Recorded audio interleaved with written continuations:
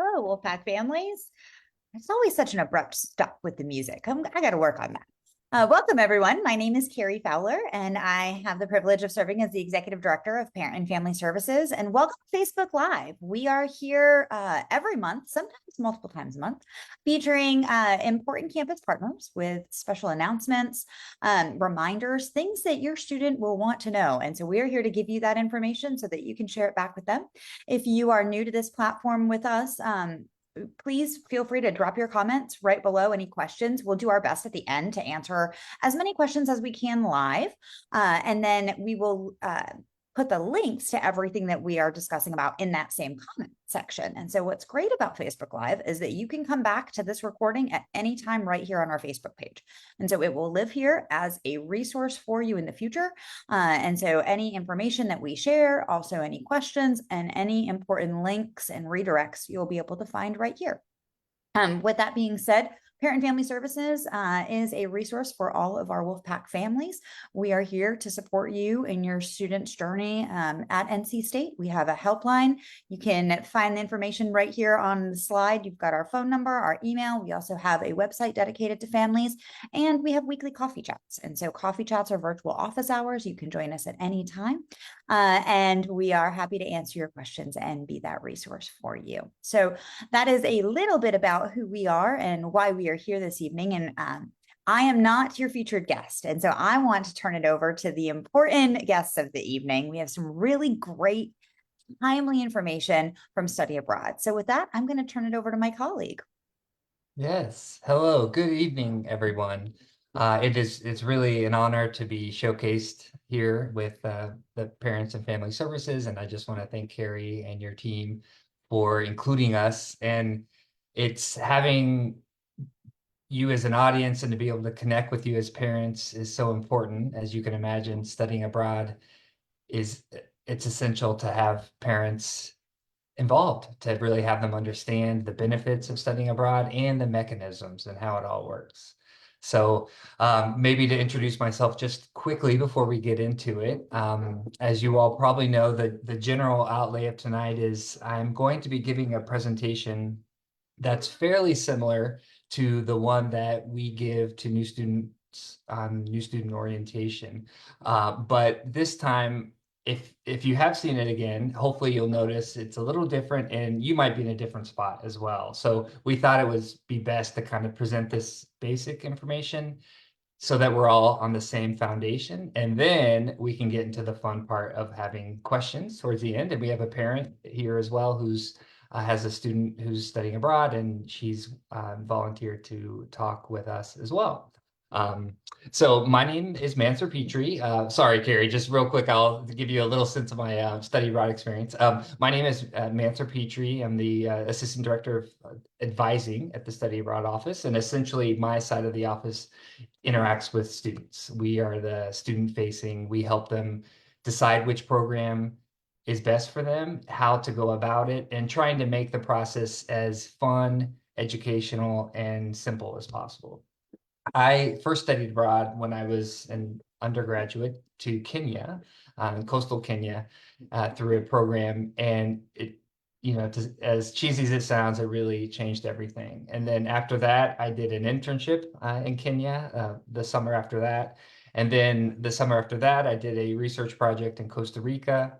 And then soon after, I decided to do a research fellowship in Nanjing, China for a year as kind of a graduate student work. And then I did a master's degree at the University of London School of Oriental and African Studies. So I'm honored to really say that I've experienced studying abroad at every level. And it's something that just gives me so much passion because it's so transformational. And I hope that's maybe one of the key themes that we'll talk about tonight is that studying abroad really, in our view, takes the NC State education, as excellent as it is, and makes it even better, and offers a new way of learning for students that makes them even more ready for the world that faces them. So, all right. So getting into, I would imagine we can talk about this towards the end as well, but I would imagine many of you are aware of some of the benefits, and this is some of the best part of my job is to see when students come back, what happens. So studying abroad gives students new eyes, a different way of seeing the world, a way of seeing systems and how the world operates outside of the United States. And from that, there's this amazing cascade of effects. You get increased confidence, increased autonomy, ability to problem solve on your own. And then many programs that we recommend and encourage has a language component or at least a cultural engagement component. And either of those can be transformational as well to really learn how to connect with people from a different culture, different background, different socioeconomic reality, and to work together and cooperate and problem solve again and communicate our skills that can be very helpful. And so when the study abroad experience is over, they come back and employers notice it. They see this student who not only maybe took some interesting classes they couldn't have normally taken at NC State, but they have this experience that's so relevant in the 21st century workplace.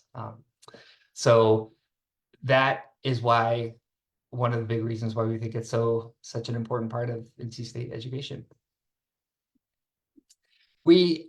There are essentially two types of programs, or in some ways three. The first one is a group program, which many of you may have known about, and it's the classic NC State program that is short term, and it's run by NC State faculty, and it's for NC State students typically, and it's a NC State credit. So it's very easy to get involved in, and it can be a wonderful introduction to study abroad. Semester programs tend to be programs that there's a little bit more work to do. It's for a longer amount of time, and many of the semester programs we offer are not through NC State. We do have one, and I'll tell you about it. But we have NC State partners, and I'll get more into this in a little bit. But the semester process involves transferring credit, and ultimately it's an experience where you're a little bit more on your own. You're forced a little bit more to problem solve and be autonomous in a different culture, but there's also a lot of payback and benefits from working through that. And then the third one I'll just say is independent study or internships. So with the independent study or internship, some of this we almost see as a linear trajectory. You can do a short-term study abroad program, and then from that, you're motivated to do a semester program. And then finally, you can do an independent research or internship program. But of course, it doesn't have to be that linear. A lot of students do really enjoy launching into the study abroad world through a short-term program, but many students just feel driven to do a semester program, and then from there, then maybe we'll do a short-term program. So it's really many different things, but I'm proud to say we have all those options for students. And I wanted to talk just a little bit about the other semester program that really offers many educational opportunities for your student beyond semester as well. And we have this amazing resource in the middle of Europe, the NC State European Center in Prague, that offers programs, study abroad programs, really at every level. So they have short-term programs, semester programs, internships, and it's a NC State entity. So the local faculty there, they're wonderfully educated, very experts in their field. They're from Prague or typically from the Czech Republic, but they have NC State contracts, and they're very involved as NC State faculty and staff. And the students who go there it's all very NC State. So students who are drawn to this program, there are some academic programs that really like this focus of they have design and other classes to offer, but it's also a type of program where you're going to get an experience where you're with a lot of other NC State students. You don't have to worry about transfer credit, and you're with NC State faculty. So it's a great option or way to do it. And a lot of people do it for the short-term program and then go on to other longer experiences. So finding a program, hopefully soon, if you haven't already done that, you'll start exploring or encouraging your student to explore programs. And really, I would recommend them to do all of these. But the one that most folks do, I was working with students today, is the programs by area of study. It's kind of more intuitive. You go to this part of our website and just go to your major or minor and just start exploring recommended programs. But really, there are many other ways of doing it. I encourage people to just dream and go to the map search and pick a spot. And I also like to encourage students to be aware of what they want to do, but also push themselves. Like, so maybe pick some place on the map that you might not necessarily think of first thing, and then see if you want to consider those programs and look into them. Give it an honest consideration. Low cost programs, I'm very proud to say we have a wonderful amount of low cost programs, and there's just a lot to choose from. So one thing you'll notice me talking about on this program is the website has so much information, and if anything, our job is continually to make sure it's not too much and it's as clear as possible. So the requirements for studying abroad, when we get into a conversation later on, I can get a sense of where are your students in the process, and what's your sense of where they are. But ultimately, one of the first things that you think about when you're studying abroad is just we want students to be solidly academically. As I said before, this is very much a learning experience, a very important one, and we want students to be prepared. I'm constantly being asked for exceptions to certain things, and we occasionally get exceptions. But when it comes to academic preparedness and preparing for the study abroad process, it's so important the students do that. So one way of equivalent or a way indicator of that sort of preparation and success projected in the future is GPA, of course. So with the semester, because it's a little bit more in depth, it's higher at about 2.75. Some programs differ, but that's kind of the general area. And then with group programs that we'll sometimes refer to as summer, it's lower at 2.0. And then, of course, it probably goes without saying, there's a student conduct process as well. Maybe my favorite question of the night. See if you all will ask me a better question, but I love this question. When can students study abroad? It's really after your first year, and you can do it. It's just all about preparing, and that'll be another thing we'll talk a lot about. But so essentially after the first year of study, so you can complete a semester, and then the second semester students can apply for short-term programs. Like first years, they can do a spring break program, but they could definitely plan on doing that summer after their first year, and so forth, the fall. Yeah. What classes can students take? These are all my favorite questions because the responses are so fun. Essentially anything. And that's when we were talking about the benefits of studying abroad. One of the biggest assets of our study abroad program is it really gives students a complete array of classes that complement their NC State classes here. Many of those classes couldn't be taught or aren't taught here, but it also helps them see their major or their minor or their area of interest in a different way through that cultural lens or through a different school of thought. So there's a lot to sort through in terms of classes, but there's so many options. And then how should they plan to study abroad academically? This is up there with my favorite question. It's just talk to your academic advisor, and some of this might be familiar to you, and this is what I really talk about with new student orientation. Just start to, again, think of it as part of your study abroad experience. I mean, sorry, as part of your academic experience in NC State. So this may be something we talk a lot about today, funding study abroad. So I am so honored to be a part of an institution that values study abroad. And there are many institutions that don't fully do it. And NC State really does. And they really put their money where their values are. And our NC State study abroad scholarships have been increasing significantly each year. And we're up to 1 million, and we'll be over that this year. And it's a real testament to the place that study abroad holds for NC State and for the alumni. It's a statement that it is a part of the experience.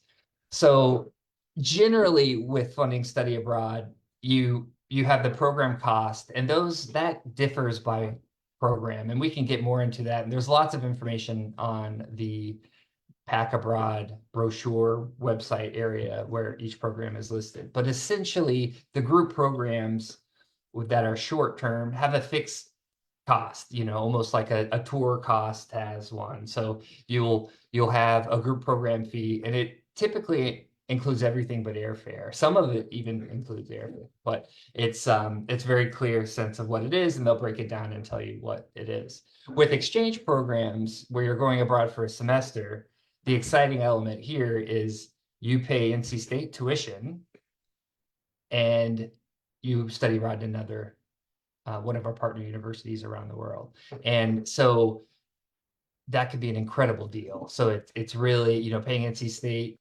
tuition and then studying abroad anywhere, South Africa or Japan or France or Spain. It can be in a great savings. So it's a wonderful way to really do study abroad inexpensively. And then the last option, in terms of the way things are set up, is the direct enroll model, where you just pay everything to the place where you're going. So if you're going to one of our partner universities, say in Australia, and you direct enroll, you pay everything to them. So tuition, housing, you name it. And that also works for our affiliate partner programs. So there are a host of great organizations that we work with that their job is to send students abroad. And so if your student does that, then your student would pay them and pay for everything, very similar to the direct enroll model. And then the types of scholarships that happen with funding. So we have the scholarships that I'll talk more about, but it's so important. The base that we're starting at is your financial aid package, your student aid package follows you. So I really haven't seen a case where there's been an issue. Some students who have, lots of scholarships, there might be some stipulations where you have to be in the United States, but typically it's very smooth. So that also makes it very affordable. And for the semester, it's very seamless because it's a part of the academic program. Summer programs, although it's a fixed cost, it's an additional term. So your aid does follow you, but because it's not a full course load, it's just a ratio or proportion of that. And we have a wonderful scholarship and financial aid office that is a big partner to us, and they can help you navigate that. And we often point students to them as well. But scholarships, we try to make it as simple as possible. So you go to our website and you fill out one scholarship application, and it makes you eligible for as many scholarships as that apply to you as a student. So it's really great. And then personal funding, we go into this a little bit with, we help students just think of everything.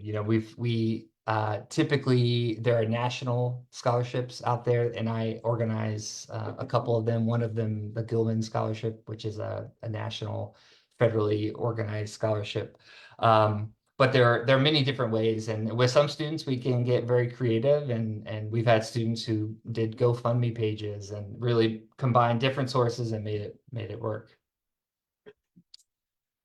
Identity-based resources. So this is something we also take very seriously, and we're very proud of it, because to us the most important element of encouraging students to go abroad is to see themselves abroad, to imagine it. And there's various ways that happens. One way is they can just envision them taking the coursework. So we try to show them the coursework and how to get it approved. But the other thing is talking to students that have similar lived experiences about what's it like to be in Japan or what's it like to be in Argentina. And so we have this wonderful network of student groups that help students who studied abroad talk with students who are interested in studying abroad. So we're really excited about that, and it's all sorts of lived experiences, including first gen students, military students, a whole host of experiences.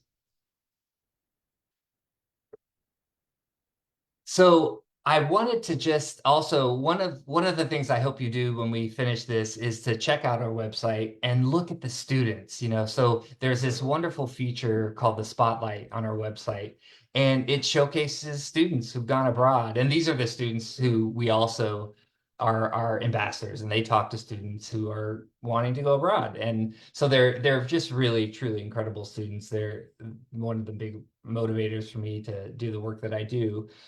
So I wanted to just throw these students on here as a way to go check out the website. So I don't want to take too much time, but we can go through this really quickly.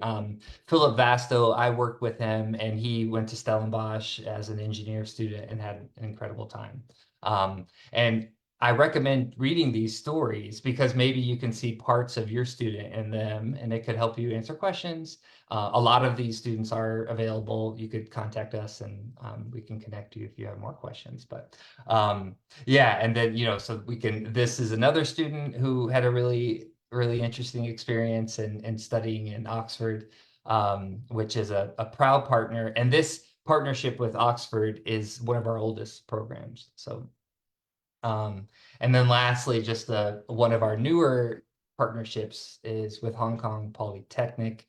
Because of the partnerships that have paused or stopped in China, Hong Kong is a wonderful way to give students Chinese language experience and other Chinese-like experiences, but not necessarily being on the mainland. So it's a fascinating, interesting country, interesting area, and that I'm glad that that's an option as well. So I just wanted to throw this again out, the scholarships. We're very proud of them, and on our website you can see the deadlines. But one deadline coming up is for November 15th for the summer scholarship. So the summer programs open in November, and then there's two cycles. There's the preferred deadline where if you apply, then it's like I'm forgetting the exact term, but like an early bird admissions, like for universities, then you're considered. It's very competitive, but you're committed. But then the second deadline is in February. So you would need to apply to this for the summer scholarship before applying to the other to the specific program, but that's fine. It seems a little backwards, but a lot of students do it, and you just need to know some information about your program, and then you can fill out the application. So I thought we could maybe either come back to this, or when we have our wonderful parent talk, I'd love to just hear what questions you have. These are questions that typically we address, but I wanted to maybe flag this and see if these are questions that you share as well, and I could go over this later, but let's come back to this once we get a sense of what your questions are. So the biggest thing, the take-home lesson here is have your student get engaged with us. Come to our walk-in hours, and we can tell you all about that. And we have the study abroad fair tomorrow. Excuse me. And that is a whole day committed to thinking about study abroad for a group program, but also for a semester. So it's a wonderful way to really kind of get immersed in the thought of doing this. And we have these great, going back just a little bit, in terms of the seeing what students are experiencing, I really recommend these. We have two Instagram accounts that are really great. One is the Pack Abroad Baton, where students do takeovers. Excuse me, I'm gonna have to drink some water. They do takeovers and show what their experience is like. So it's really great. And when I'm needing motivation, I check it out. It's like the spotlights. Yeah. So here's a little bit more for the study abroad fair, just in case if that wasn't clear. We're excited to have students come tomorrow. And the passport fair. So depending on where you are in the study abroad journey, your student may need a passport, and that's totally fine. And we try to make it very easy. So I recommend checking this out. You need to register before, so there's no walk-ins, but just go to our website and register if that's of interest to you. And these are, oh yeah.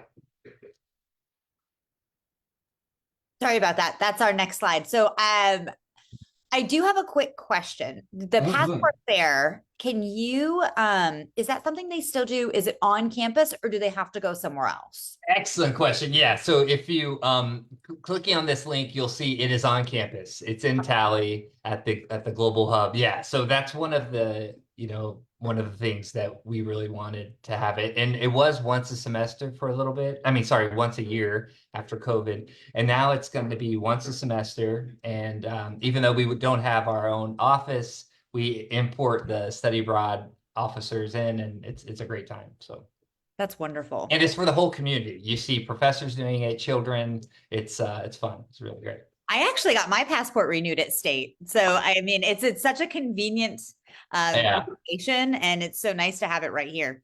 Yes. And I will say maybe this is a little bit off topic, but it's important for you to know. So adults 25 and over, you can renew your passport online now. There's a beta version, and I did mine and it took like a week. So that's amazing. For your parents that are wanting to travel and your passport is expired, look online.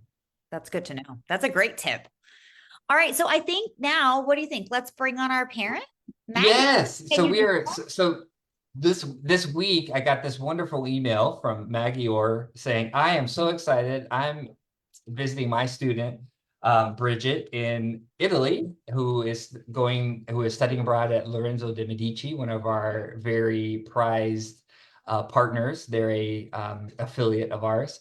And she said, how can I help? And this opportunity just came up. Well, hey, you can help me connect with parents. So Maggie, thank you so much for your willingness to be here. And really, Maggie can help me answer your questions. But if feel free if you have any questions or if you'd like to say something, Maggie, you can do that now. And no, thank you for your gracious invitation. I will admit I was not quite expecting this. I was really thinking you might want me to deliver papers. Right.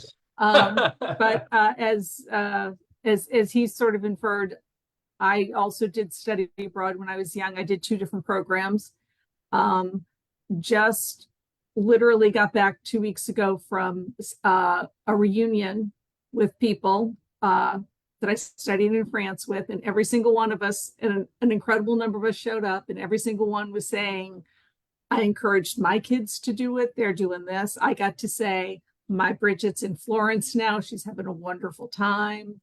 So it is absolutely a life-changing thing to do. I was the first one in my family to do it. I've had so many cousins and nieces and nephews do it. I encourage my children to do it. I'm thrilled Bridget's doing it. And as he said, I'm going there on the 16th.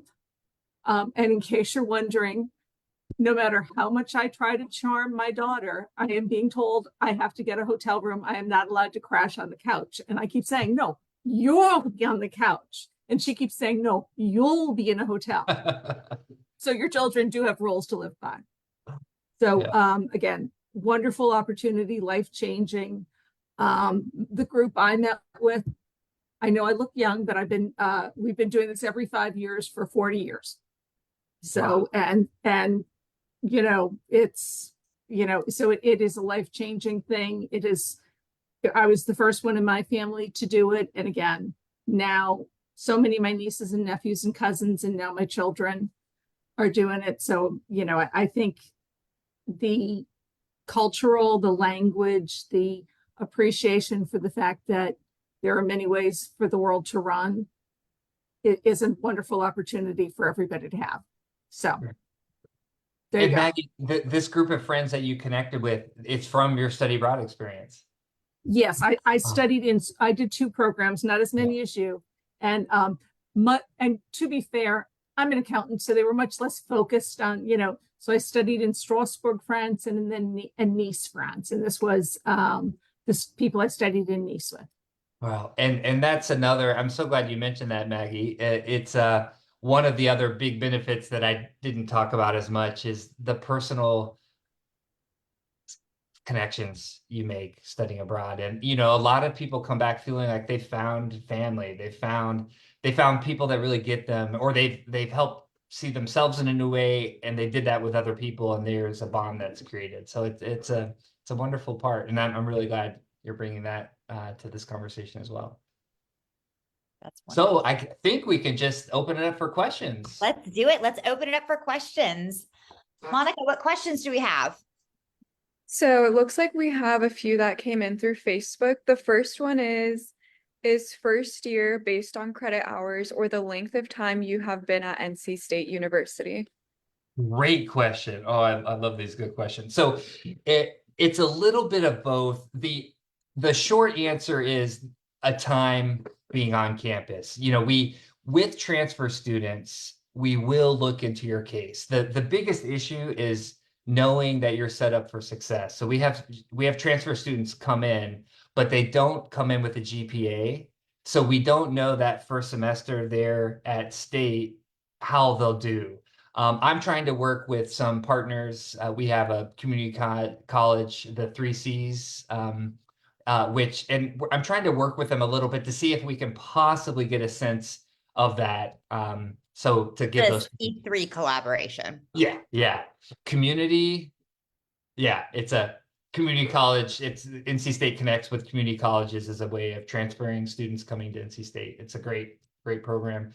But in short, I hope that answers your question, but we'll try to look into it depending on how much credits are coming in. If they're coming in as a junior, we've looked into things, but we also, there's also an argument of just, trying to come to State, be there at least a year, develop roots and connections there, and then explore the world.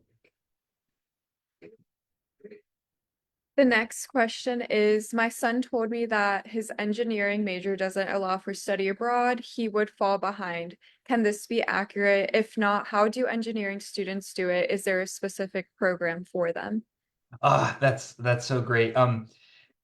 How old is, or where, what class or level is the student? I do not think they specified in their question. Yeah, so the engineering can be a little challenging, but it's not by any stretch the hardest thing. But an engineering student is a student where we would say your first year you need to start planning. So the earlier you start, the better it is. We do sometimes hear that where students will be told you can't do it, and I love to say, well, let's look into that. As a junior, that's maybe true if they haven't thought about it before. And unfortunately, a lot of times that happens. Their friends come back, and then for the first time, they're like, I want to do it. But with engineering, College of Education too, you really need to have some plan and set by your first year. And then you talk to your academic advisor, and then you map out courses. But there are short-term programs. So I want to encourage engineering students, and we have more engineering students for the spring 2025 than we've had since COVID. So that's really growing. And I think it shows we have lots to offer. And there are short-term programs for engineering students. We have this wonderful new program in Cork, which is a great launch pad for them to do a semester. So, well, and I just want to point out and kind of highlight the importance of having these conversations with your student early. Yeah. So, you hear all of this information. For those of you that are new to NC State this year, you get all of this information that you are trying to absorb at orientation. And that's part of the reason why we do these events. We want to bring back some of this information that may have been lost, or there's so much going on at home with your student, and it is critical to have conversations about the experiences outside of the classroom. We like to call them high impact practices, right? That's the trendy term. yes. And so they really do help enrich your students' experience for all of the reasons that have been mentioned so far. And I think a lot of times students think that they can't do it, or perhaps that they will have all of the time. And so the more that you can have those conversations early, the better, because then you're at least planting the seed, right? And if we have to Mhm. hear something over and over before we can begin to see if that's something that we are interested in, and perhaps your student isn't right now, but might be later because they met somebody who had a great experience. So it's always worth circling back to that conversation. Yeah. Yeah. Thank you, Carrie. That's so true. And I will say we work with engineering faculty all the time who are really bought in Yeah. to study abroad. So, but I will also admit it can be tricky. Basically what happens is really in any major, but definitely engineering, in their junior and senior year, they have certain required classes that it's really hard. Some of them are hard to find in other institutions. So that's where that comes from, but there's a way around it. Or there's a will, there's a way. All right, Monica, what's next? So this one's a bit longer, but my student is in aerospace and came in with all gen ed classes. How can she determine which semester program have classes that will fulfill requirements? She met with her advisor and was told she needed to travel as soon as possible. She's interested in fall 2025, so she gets a full first year on campus. Yeah, that's great. Well, your question, it's almost as if I planted you, but I didn't.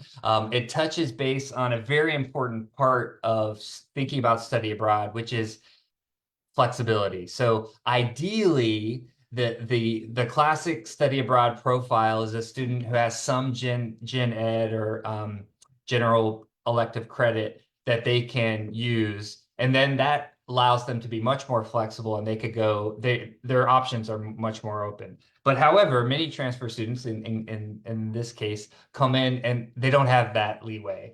And just as you were saying, the kicker is to use this first year to talk with your advisor and find a program that provides those classes, and they do exist.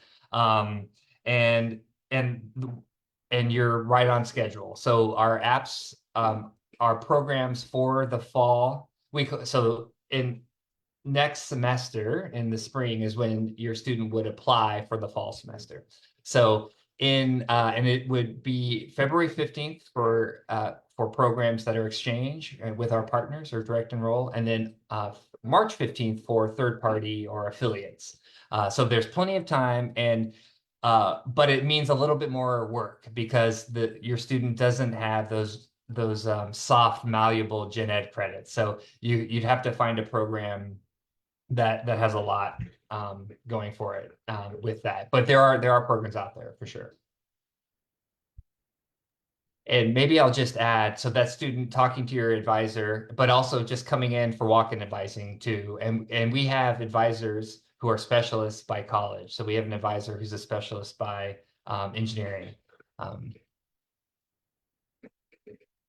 And this parent said, my daughter is pre-med and a bio major. Is it possible for her to study abroad and still complete her requirements? She is thinking about the Florence program for the spring. Are there classes you recommend taking or not taking while abroad? That's great. So this is really good. So pre-med, the challenge with pre-med is all those class requirements need to be taken on campus.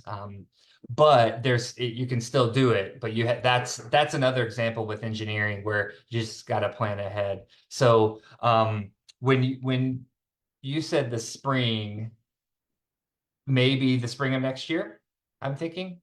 Probably not this coming spring, but it's a little tight for this coming spring. But yeah, so hopefully spring of 2026, plenty of time. And we have a specialist in our office who works with the College of Science, with biological science and pre-med. And we're used to working with that all the time. And we have programs that tend to fit. Yeah, so I think it could work.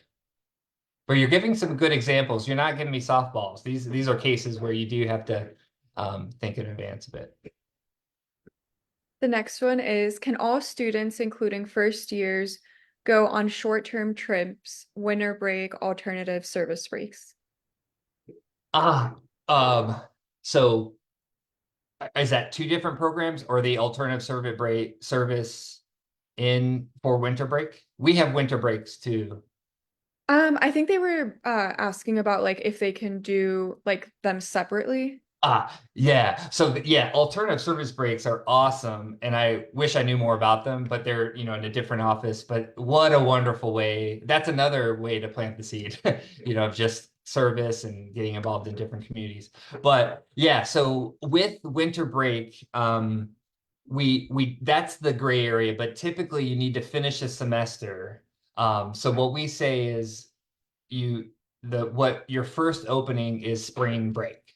So you can apply to spring break, but there are some professors who might consider winter, but I would think, just keep it in your mind, spring break and beyond. All right, and this is the last question of the night. So, are there internship study abroad opportunities for engineering students for the summer? Ah, wow. Well, first of all, I'll say, Maggie, I'm sorry you're not getting any questions. Maybe we'll leave you more, but I don't mean to be taking up all the bandwidth here. But yeah, All so good, great internships. information. Yeah. So Monica, what internships in engineering?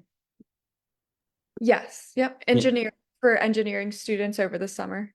Okay, great. So although we try to be very ahead of the game, our summer programming isn't completely set yet, and that will launch on November 1st. And then that's when the real portfolio opens up and students see what's happening. And so there may be some options in the summer for engineering. Like I said, the Cork program isn't exactly in engineering, but it has a very hands-on internship-like. Sorry, it's not exactly internship, but it's very much hands-on research. And there could be other programs that could open up. I would look right now and see if there's anything. I don't believe I'm aware of anything at the moment. So that's the first thing, is just what programs are available through NC State. But I really do encourage students to think about service providers like our affiliates. They fill in the gaps, and we do have lots of great internships, but a lot of them are focused on some sciences and business. So there may be a couple engineering, but I would recommend to just think about a third party or service provider. And there's a lot of organizations out there like CEA Kappa, for example, who's becoming a really great partner with us. And their internships with engineering. There's another program called DIS, Denmark service provider, and they also have internships for the summer. So and that's also, I recommend, even if you're set on an internship through NC State, and I could see that, I recommend just seeing what internships abroad look like. And so if you go to a DIS or CEA Kappa or any of these affiliates, and we have a link to our affiliates on our website, and explore internships, you can just kind of get a sense of what's out there. What are you looking for? A lot of them are quite serious. The biggest complaint we get, I wonder if you can guess, they're not paid internships. So it is a paid thing. But I'm sorry, we don't quite have the lineup for the summer, but have your student just keep in touch with us through walk-in hours. And in November, hopefully things will be clear. If there isn't that engineering opportunity she or he is looking for, look for a third party. Or I would just do that anyway. And you might be interested as a parent. It's some good options there. Well, I think exploring options is key. And so actually, I'm going to ask those behind the scenes. So Thomas, Monica, and to our viewers, those are the magic hands behind the scenes right now. If you guys could pull those links and drop them in the comments, that way we have them and our parents can easily find them now and in the future. That would be awesome. Before we wrap up, I do want to end with a question for Maggie, if you don't mind me putting you on the spot ever so slightly. We just have you're such a valuable resource, being a parent who has not only traveled herself, but also has a student that is traveling abroad. And so what is your one piece of advice for a parent who's trying to broach the topic with their student? Perhaps their student is, and I'll let you pick. So there's kind of two pieces to this. So what would a parent say to help encourage a student to explore these options? That would be my first question. And then my second one would be, what piece of advice do you have for the parent that's anxious about their student who's planning on traveling abroad, or perhaps maybe their student's really excited, but they're not? I do have opinions on almost everything in the world, and especially this. I think if you can find what intrigues your kid, just like it was what intrigued me, I went to Penn State, different school, but you know, my daughter, you know, she was like looking for things for different options. And my experience is different than the experts here, because what I found was if you're an engineering student at NC State, because we're an engineering school, you can study anywhere. My daughter's a psychology student. That cut down her options quite a bit, but that's just my personal experience. And That's a again, really it was good a big point. swing, and I was letting her make the swing because she needed to make the choice herself. So I think if, you know, if it's the language, if it's the culture, if it's the travel, if it's the adventure, if it's the exposure, whether it be politically or whatever, and whatever intrigues your kid, as well as, quite frankly, what is in line with their frame of, what they're studying, all of which is very important. And everything I studied abroad was slightly different than what I was, studying for my major. I just wanted to, go to the middle of Europe and be able to travel around for a long time. My daughter made slightly better choices, so her program at LDM is in line with what she's studying. The security thing is unbelievably fabulous, because I talked to my daughter this afternoon. You can do a Google Meet. When I was studying abroad, literally, I would call collect every other month, because I worked my way through school. My daughter's working her way through school, so we're kind of like you have skin in the game type people. We're not and so my parents did not know where I was until they got a letter from me on the back of some goofball postcard, or a 45-foot page letter on brown toilet paper from Greece. So it was always like kind of up in the air. My daughter, I talked to her on Google Meet. It does not cost a lot. At least 2 or 3 times a week, even if it's just her saying, where she's been. And I'll tell you, the LDM program, the most awesome thing they do, they've got all these weekend options. And so she's studying in Florence. She's been to the Mediterranean. She's been to the Alps. She's been to Pompeii and Capri. And she's making, and these are not, and everybody that she's working with are not NC State students. They're from all over the United States and all over the world. So she's meeting and interacting with a lot of different people. Again, I do agree. It's a very big swing for these kids to do this, and anybody who's studied abroad.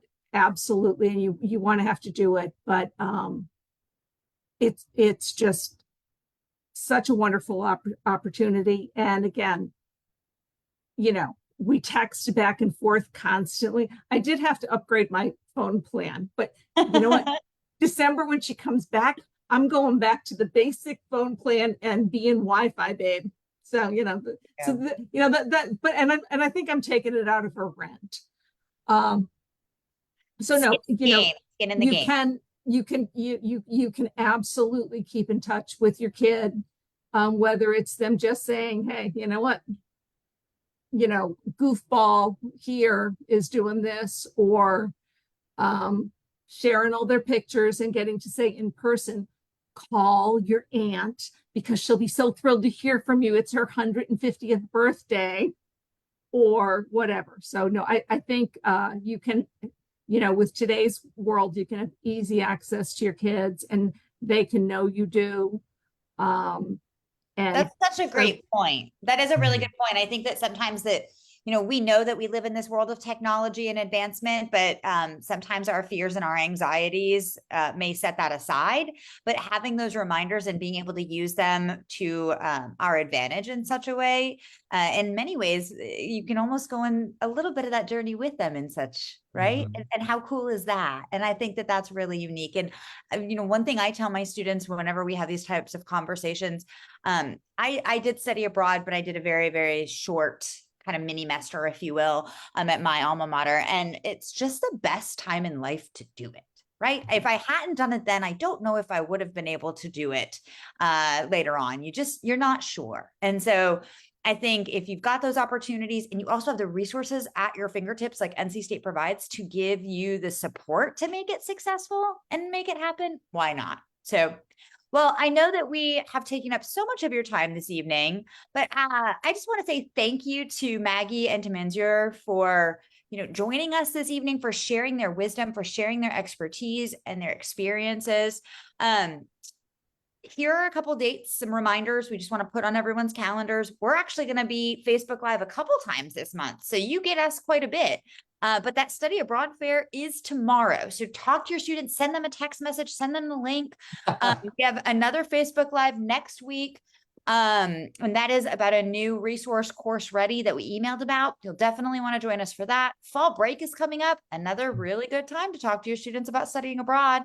And then again, at the end of the month, we will be doing some financial wellness. So hopefully you will join us back here. We will continue to monitor the comments over the next 24 hours. And if there are questions that we need to pass along to our presenters, we absolutely will do that. If you have really granular questions or something very specific to your student, just shoot us an email. We'll get that answer for you. That's why we're here. Any final thoughts? Well, and I wanted to say, I always welcome, emails, if you're wherever you are on the spectrum, if you're really excited and very much drunk the Kool-Aid, let me know what part of our message resonated, or if you're really not sure yet.